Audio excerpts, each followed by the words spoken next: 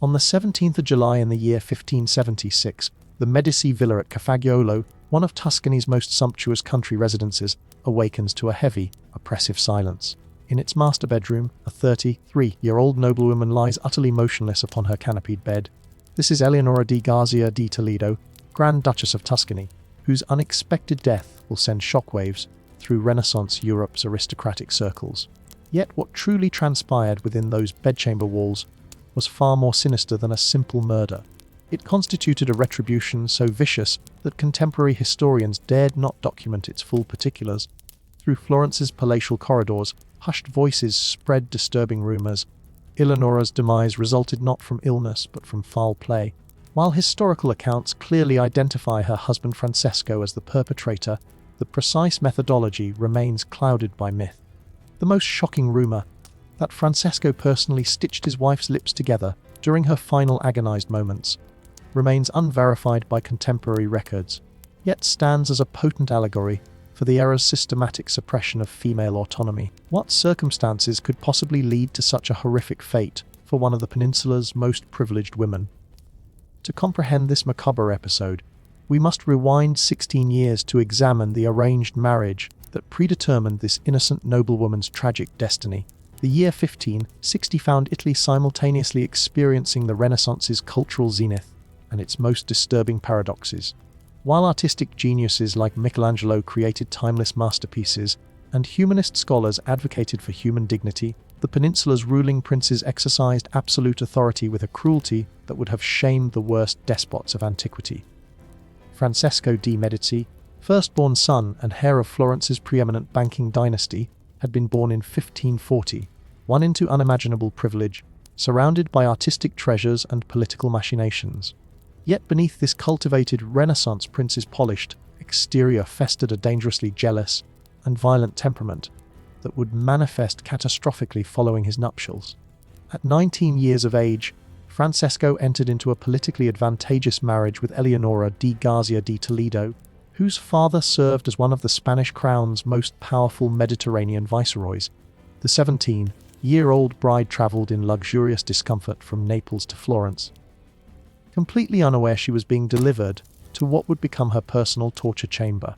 Their wedding celebration at Florence's Palazzo Pitti during autumn 1560 lasted 7 extravagant days, attended by the cream of Italian nobility who came to witness this strategic alliance between Medici and Spanish interests. Eleonora particularly dazzled attendees with her striking Mediterranean beauty, dark olive eyes, and elegant bearing that complemented Florence's most exquisite fashions. Yet Francesco perceived his new bride as more than just a political asset. From their very first meeting, he developed an unhealthy fixation on the young woman that transcended normal marital affection or physical desire. He became obsessed with possessing her completely, needing to control her every movement, utterance, and even thought. This pathological need for total domination would germinate into inevitable tragedy. During the marriage's initial years, Francesco essentially imprisoned Eleonora within Palazzo Pitti's gilded walls. She required armed escorts for any excursion, could receive no visitors without surveillance, and was forbidden from speaking privately with male staff. The Duke had effectively transformed his wife into a living decorative object, beautiful to exhibit, but denied any autonomous existence. With remarkable fortitude, Eleonora endured this smothering confinement for nearly 10 years. She dutifully bore Francesco 4 children, performed her ceremonial obligations as Grand Duchess, and maintained the illusion of marital harmony before Florence's watchful court. But beneath this compliant surface, a quiet resistance was growing, one that would eventually erupt with devastating consequences.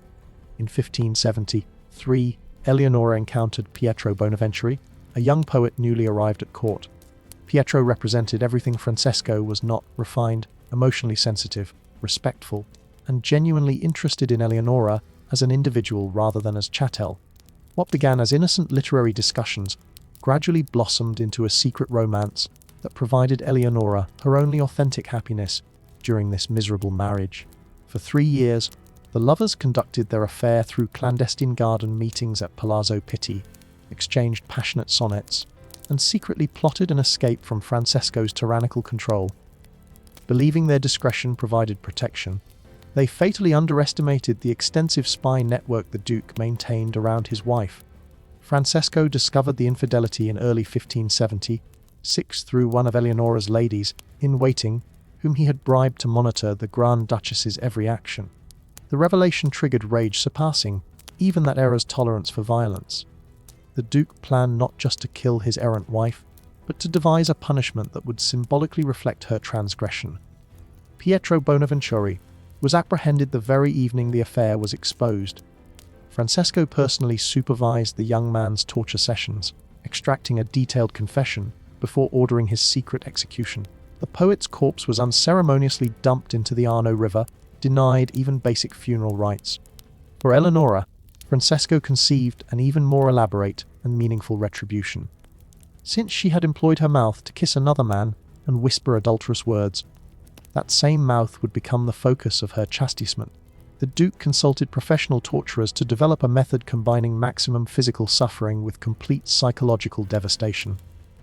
On July 15, 1576, Francesco escorted Eleonora to the Medici villa at Cafaggiolo under the pretense of a romantic getaway to reconcile their marriage. The unsuspecting Grand Duchess believed her husband had forgiven her indiscretion and wished to start anew.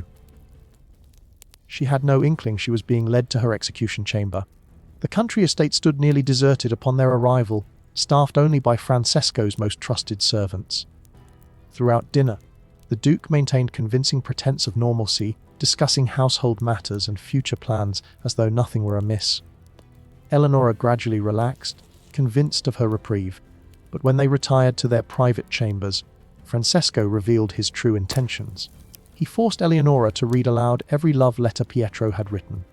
Then, summoning 2 servants to restrain her, the Duke personally prepared the instruments of her final punishment. What transpired next remains among Renaissance history's most hotly debated atrocities. Official records state simply that Eleonora expired suddenly during the night. However, Florentine oral tradition preserves a far more sinister version of events. According to these persistent, though unverified legends, Francesco personally sutured his wife's mouth shut with silk thread while she remained conscious. This punishment served dual purposes, physically silencing the woman, who had spoken treasonous words of love, while condemning her to gradual asphyxiation. If these grisly accounts contain any truth, Eleonora likely perished near dawn on July 17th, after hours of excruciating suffering. Folklore maintains that Francesco kept vigil throughout her agony, compulsively repeating mantras about silence and betrayal. These specifics, however, remain forever confined to the realm of unverifiable legend. The following morning, and this is historically documented, Francesco summoned Florentine physicians, who certified the Grand Duchess's death as resulting from sudden fever.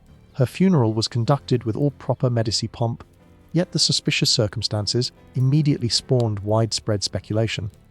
Damning rumors began circulating almost instantly.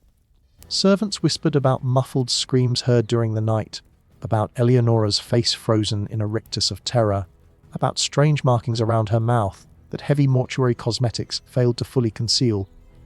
Gradually, the truth about this judicial murder permeated Florentine society, transforming Francesco de Medici into a byword for Renaissance masculine brutality. Eleonora's murder marked the beginning of Francesco's decline. Racked by guilt and paranoia, he withdrew from public life, his behavior growing increasingly erratic and violent. The following year he wed his longtime mistress Bianca Capello, but their marriage was poisoned by mutual suspicion and constant fear of assassination. Francesco died under mysterious circumstances in 1587, just 11 years after killing Eleonora. Many contemporaries believed Bianca had poisoned him in retaliation for his abuse, while others suspected his own brothers murdered both Francesco and Bianca to secure the succession. Eleonora di Garzia de Toledo's story became one of the Italian Renaissance's most disturbing legends. The established historical facts confirm she died young under highly suspicious circumstances after being accused of adultery by her notoriously violent husband. The most horrific details, particularly the alleged mouth sewing, remain unverified but persist as powerful symbolic representations of that era's misogynistic violence. For centuries afterward, local peasants avoided the Cafaggiolo villa, claiming to hear muffled weeping during July nights. Though the property changed hands numerous times, it never escaped the dark shadow of the atrocity committed within its walls. Today, few tourists visiting Medici properties learn Eleonora's full story. Her tomb in Palazzo Pitti makes no mention of her murder's circumstances, perpetuating the silence Francesco sought to impose through his barbaric punishment. Yet among Renaissance scholars, she endures as a tragic case study in how absolute power corrupts even fundamental human emotions like love and jealousy. The haunting tale of the mute Grand Duchess, her lips forever sealed by her husband's needle, stands as a chilling testament to the dark undercurrents swirling beneath the Renaissance's gilded facade. Behind the era's breathtaking artistry and intellectual flourishing lay depths of barbarity that still shock the modern conscience, revealing how absolute power could transform marital bonds into instruments of unspeakable cruelty, a legacy of violence that reverberates across 5 centuries. Ultimately, Eleonora de Garcia de Toledo paid the ultimate price for daring to seek authentic affection within the confines of a political marriage. Her death stands as a somber warning about the dangers of a society that treated women as property and valued masculine honor above human life itself.